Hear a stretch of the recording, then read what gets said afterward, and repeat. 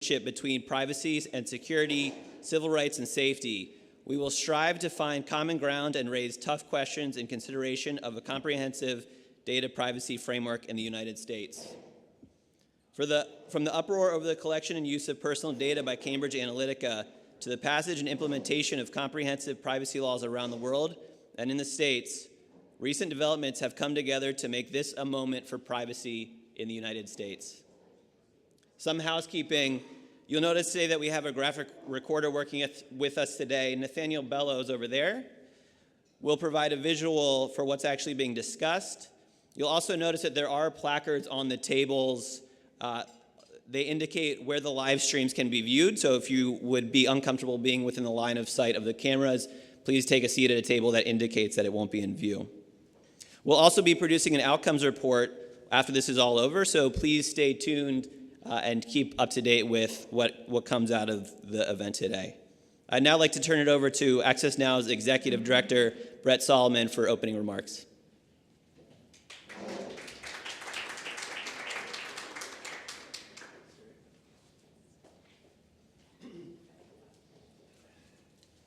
That was much faster than I expected, Drew, and I was still having my first cup of coffee. Good morning. My name's Brett Solomon. I'm the Executive Director of Access Now. And one of the things that I realized very quickly is in my role as Executive Director is that when Amie, Stepanovich and Drew Mitnick come up with one of their impossibly spectacularly difficult ideas to say no to, which you guys are currently experiencing, even one that you haven't budgeted, planned, or necessarily worked out what the consequences of it are, the most easy and impactful response is to say yes. So yes to bringing together some of the key advocates and minds on data privacy in this country, in a country that's seriously poised to make a mark on data privacy. So I feel like there's a whole stack of momentum, and hopefully this event can be part of that. I think it's really important that we see this historically as well. As many of us know, the US has actually been a leader on privacy and a leader on data for a while, or maybe historically. It's no longer the case, but it could be. I think in the country that gave birth to Google and Facebook and Twitter and actually the internet itself, it does make sense to take charge, and it makes sense to one-up the GDPR and to create a sustainable and robust data privacy framework. So it's not only important that we see this issue historically, I think we also need to see it in a global context as well. And as we've seen with the Privacy Shield and its predecessors, there's no way to build a wall around data. In fact, the only way that we can build a wall perhaps is a internet shutdown, boom, boom, but that's not one of the things that we're actually advocating for at Access Now. As you might be well aware, we run the hashtag Keep It On campaign, which is about keeping the internet open. Can I just get a show of hands who actually is aware of Access Now as an organisation beyond this Data Privacy Summit? Cool, okay, that's great. I should have raised my hand as well. But for those of you who don't know, Access Now is an international not-for-profit. We're a 501c3 registered here in the US, and our mission is to defend and extend the digital rights of users at risk. So we do a range of things. Amie and Drew, who Amie is about to speak to in a moment, and Drew, who you just met, are on the policy team. We also do advocacy and technology. We run the Digital Security Helpline, which is a technical support service for civil society actors around the world who are facing online attacks. And we also run RightsCon, which is the world's leading summit on human rights in the digital age, and it's happening in Tunisia, June 11 to 14, and we'll get you some materials on that. It will bring together about 2,500 people from over 100 countries, and of course, data privacy and data protection is hot on the agenda. So this conversation will continue there.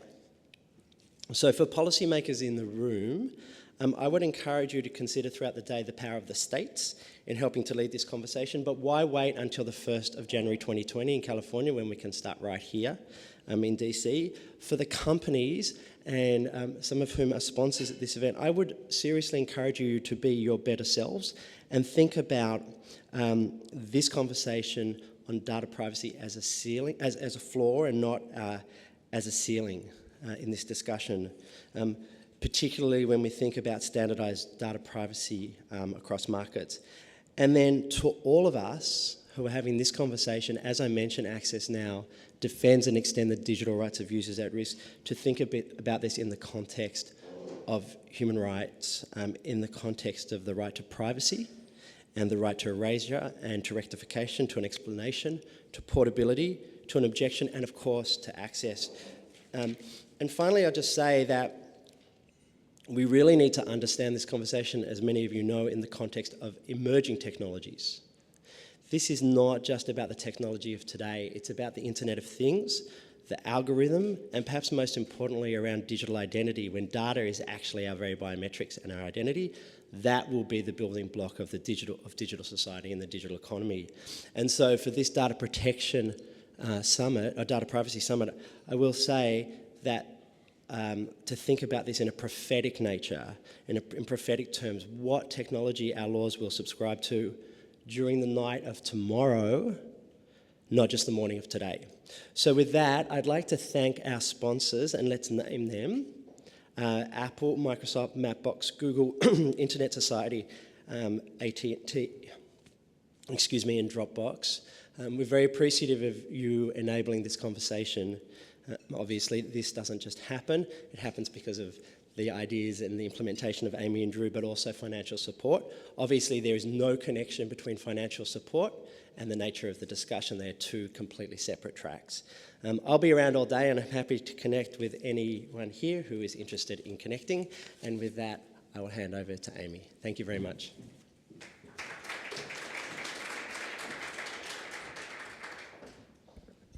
Good morning, everybody. I have the very difficult task of telling you all of the important things like staying on time today, as we are already running 2 minutes late. So do as I say, not as I do. For now and the rest of the day, we will be running on our schedule. And just a few real quick things before we really get started. One is that our last session of the day is going to look at challenges and opportunities for data privacy legislation. As we move toward that session, on your tables, there are pens and pads of paper.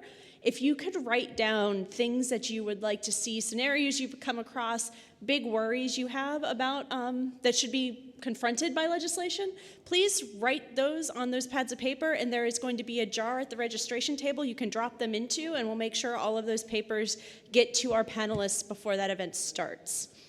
As we go through the day, if you have any questions, see a member of the Access Now team. Several of them are standing in the back. Wave. Hi. There they are. Just feed them any questions. Feel free to come to me. And then I have two quick changes to the agenda that you have either seen on the website or available in your folders. One is that Congressman Ted Lieu is now going to speak 10 minutes earlier. He'll be here from 12:15 to 12:45. The other is that unfortunately Ryan Carroll from the NTIA is unable to be with us today, but we're really excited. We have Kendall Berman from Mayor Brown, who's former NTIA, who will be here and stepping in for that session, and we're very excited for that change.